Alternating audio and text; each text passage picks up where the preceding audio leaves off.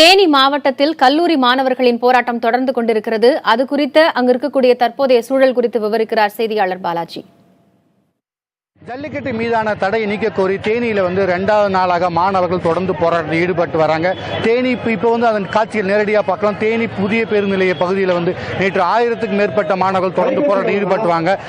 நேற்று பார்த்தோம்னா நல்ல ஏதாவது கடும் குளிரையும் பொறுத்துப்படாமல் இங்கே ஏராளமான மாணவர்கள் கூடி தங்கள் போராட்டத்தை வெளிப்படுத்திட்டு வராங்க. அதற்கான காட்சிகளை பார்க்கலாம். இந்த போராட்டத்தில் ஈடுபடும் மாணவர்களுக்கு தேனி நகர மக்கள் பல்வேறு வகையில் ஆதரவு அளித்துட்டு வராங்க.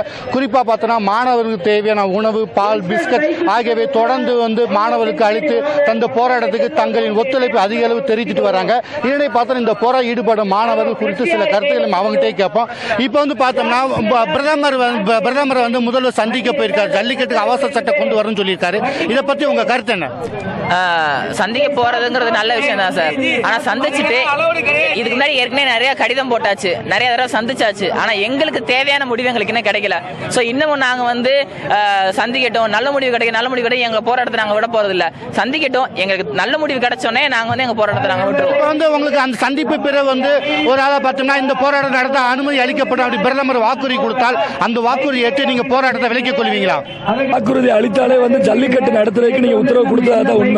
அங்க நீ வாக்குறுதி கொடுத்த அதே நேரத்துல இங்க அலங்காநல்லூரா இருக்கட்டும், இல்ல தமிழ்நாடு முழுக்க இருக்கிற எங்க வாடிவாசல்ல காளைகள் ஒரு காளையாவது பாஞ்சிருச்சு அப்படின்னா நாங்க எங்களோட போராட்டத்தை தளர்வு பண்ணிக்கிறோம்.